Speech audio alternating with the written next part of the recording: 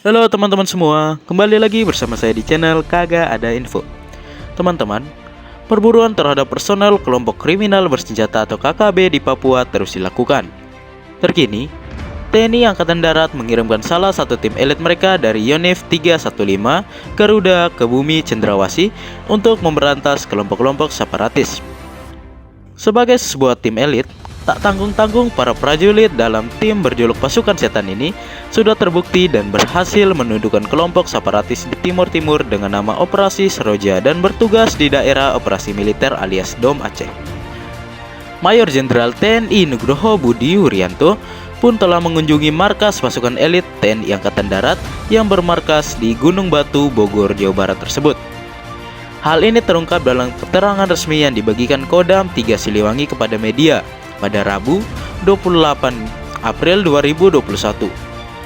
Dalam keterangan resmi itu disebutkan bahwa sejak beberapa waktu lalu, para prajurit Batalion Infanteri 315 Garuda atau Yonif 315 Garuda TNI atau dikenal sebagai pasukan setan telah dilatih menembak runduk atau sniper, bertempur hingga berpatroli di daerah hutan.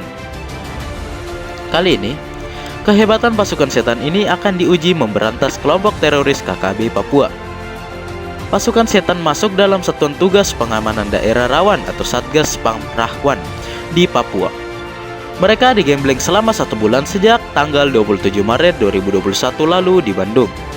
Pelatihan pratugas itu diharapkan menjadi bekal bagi para prajurit TNI Angkatan Darat itu ketika berlaga di daerah operasi rawan seperti Papua yang tingkat ancamannya cukup tinggi. Pengiriman pasukan setan ini untuk mempertebal pengamanan di Papua. Hal itu seiring dengan meningkatnya intensitas kontak senjata antara aparat keamanan Indonesia dengan KKB Papua. Adapun jumlah pasukan setan yang akan dikirim menumpas KKB Papua adalah 400 personel.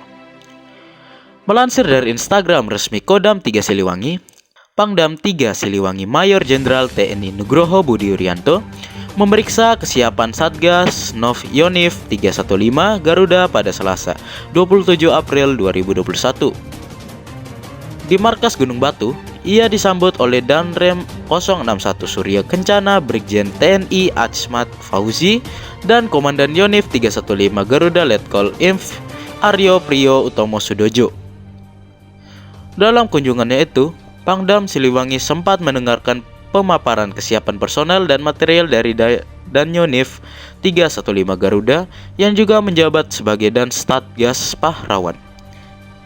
Setelah mendengarkan pemaparan dari Danyonif 315 Garuda, Pangdam Siliwangi langsung melakukan pemeriksaan seluruh kesiapan personel dan perlengkapan tempur perorangan maupun perlengkapan Satgas yang akan dibawa ke daerah penugasan Papua. 3 Siliwangi juga mengingatkan kepada seluruh Dankipur dan Danpos agar selalu memperhatikan anggotanya di daerah operasi. Ia juga menyampaikan, seluruh pasukan yang ikut terlibat dalam operasi di daerah rawan harus menjaga soliditas dan nama baik satuan dan nama baik TNI.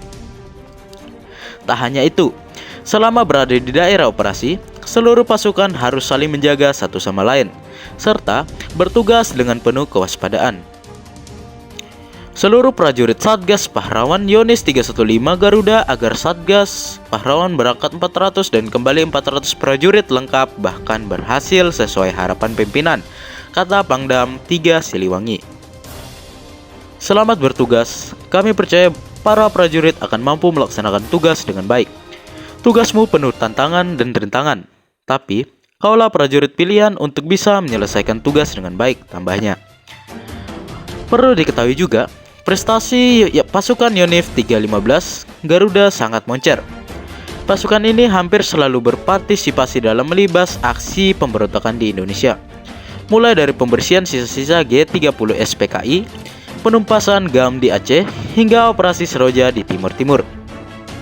Lantas, apa kehebatan Yonif Garuda yang berjuluk pasukan setan ini? Melansir dari Tribun News pada tanggal 20 Agustus 1947, di daerah Cirebon terbentuk satu kompi yang diberi julukan pasukan setan. Kompi ini sempat beberapa kali berganti nama, hingga akhirnya pada tanggal 1 April 1952 resmi diberi nama Batalion 315 Garuda. Sebagai persiapan sebelum dikirim ke Papua, anggota pasukan setan ini menggelar sejumlah latihan, salah satunya latihan menembak runduk yang dipimpin langsung Komandan Batalion Infanteri 315 Garuda, Mayor Inf Aryo Priyotomo. Pada pelaksanaan latihan ini telah direncanakan sedemikian rupa sehingga sasaran latihan ini dapat meningkatkan kemampuan para prajurit bagi para penembak runduk yang akan melaksanakan tugas operasi Pamrawan Papua, ujar Aryo. Sebelum menembak, para prajurit dibekali materi teoritis tentang cara membuat kamuflase atau penyamaran, observasi medan, serta teknik mengeksekusi sasaran. Prajurit dilatihkan agar kamuflase mereka tidak terdeteksi oleh penglihatan musuh saat melaksanakan tugas observasi medan dan sasaran. Kemudian, para prajurit Yonif 315 Garuda menjalankan praktik langsung latihan menembak runduk di lapangan. Mereka secara bergilir diberikan kesempatan untuk mencoba dan mempraktekkan teknik maupun taktik sebagai penembak runduk. Senapan dengan sistem bolt action ini telah menggunakan munisi kaliber 7,62 x 51 mm. Dengan bobot 6,80 kg, senapan ini memiliki panjang laras 650 mm yang ditambah dengan teleskop. Dalam pertempuran, penembak runduk memegang peran penting untuk bisa melumpuhkan lawan dari jarak jauh. Biasanya, para penembak runduk ini tidak hanya digunakan untuk operasi penugasan, melainkan juga menjalankan penugasan khusus seperti penganan VIP dan VVIP, tanda sedia. Oke teman-teman, itulah fakta terkait Yonif 315 Garuda atau yang bisa disebut dengan pasukan setan. Semoga pada video kali ini dapat membantu dan menghibur kalian semua. Sekian dari saya dan sampai jumpa.